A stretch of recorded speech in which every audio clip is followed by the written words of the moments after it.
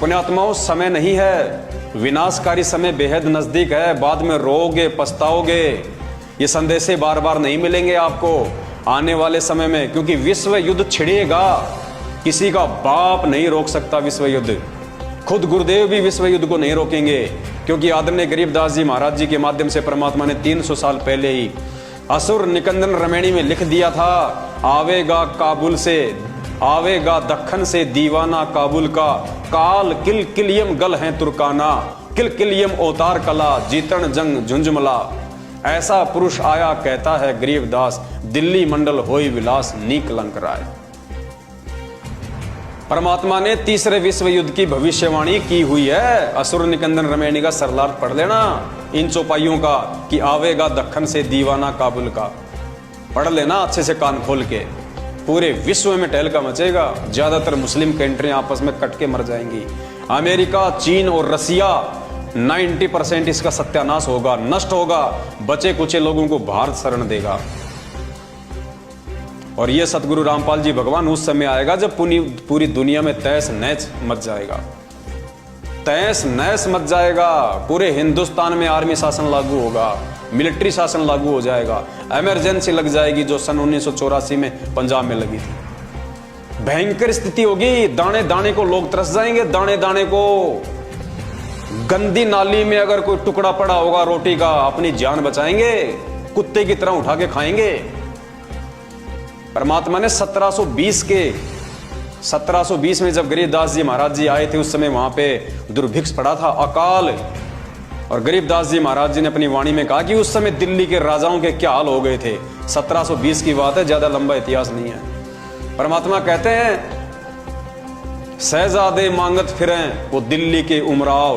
वो शहजादे, राजाओं के लड़के जिनको शहजादा कहा जाता है, दिल्ली के बादशाहों की औलाद, कहते हैं शहजादे मांगत फिरे वो दिल्ली के उमराव। एक एक रोटी मांगते फिरते थे वो राजाओं के लड़के, राजकुमार, शहजादे।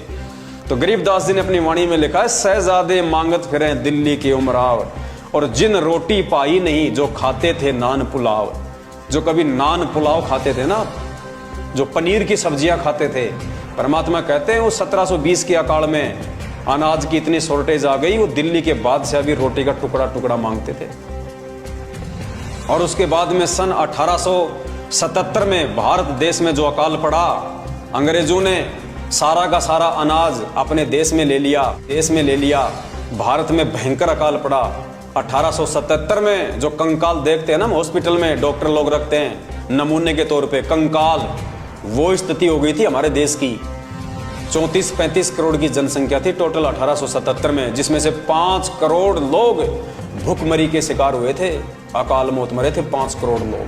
पेड़ की छाल तक खा गए थे उखाड़ के। और एक परिवार का मुखिया पूरी रात अपने परिवार का पहरा दिया करता था कि कहीं मेरे परिवार वाले मेंबर को उठा के कोई खा ना जाए। आदमी को आदमी खा रहा था। रातों को जाग के पहरा दिया करते थे लोग, कहीं मेरे बाल बच्चों को उठा के कोई खा ना जाए उनको कच्चा। पुण्यात्मा, वो समय आएगा तभी ये दुनिया संत रामपाल जी को परमात्मा मानेगी, वरना ऐसे जेल में बैठे हुए और देशद्रोह का मुकदमा लगे हुए संत रामपाल जी को कोई परमात्मा नहीं मानेगा। ये परमात्मा दुनिया को बंदर दिखाएगा।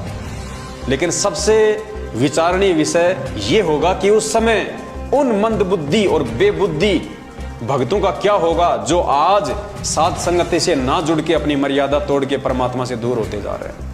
आप लोगों का क्या होगा उस समय। पुण्यात्माओं, ये बातें तुम्हें मजाक लग रही होंगी, ये मजाक नहीं है। 27 साल से भगवान चिल्ला चिल्ला के जेल में जाके बैठ गया, किसी ने नहीं सुनी। दुनिया की तो छोड़ो, आज खुद 90% उनके भगत उनकी बातों को भी यकीन नहीं कर रहे। आज उनके भगत उनको परमात्मा नहीं मान रहे, उनकी शिक्षाओं पे नहीं चल रहे। 27 साल से भगवान ने जो निर्मल ज्ञान दिया उसके विपरीत चल के अपने गुरु जी की धज्जियां उड़ा रहे हैं, उनके आदेशों की धज्जियां उड़ा रहे हैं। पिछले 7.5 साल से हम सत्सेवक भाई बहन चिल्ला चिल्ला के समझा रहे हैं कि मान जाओ मान जाओ। इस धरती पे यदि काल उतरा हुआ है तो सतलोक आश्रम मैनेजमेंट हरियाणा के रूप में उतरा हुआ है।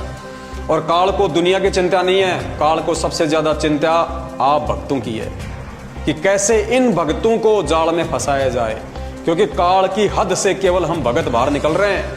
यदि काल के हद से बाहर निकलने का कोई प्रयास कर रहा है 21 ब्रह्मांड से, तो हम भगत कर रहे हैं, तो वो सबसे पहले हम भक्तों को काबू में करेगा। और उसका काबू करने का एक ही तरीका है, मर्यादा तोड़वाना। क्योंकि गुरु जी का वचन है, गरीबदास जी महाराज जी ने अपनी वाणी में लिखा है कि मुझे परमात्मा ने दुखी होते हुए कहा था कि गरीबदास, मैं समर्थ हूं, मैं परमात्मा हूं, अनंत कोटि ब्रह्मांड का स्वामी हूं, लेकिन भाई मैं क्या करूं, मेरी आंखों के सामने मेरे बच्चे मरते, मुझे बड़ा दुख होता है, मैं क्या करूं। तो गरीबदास जी महाराज जी ने परमात्मा की उस वाणी को अपने शब्दों में लिखा।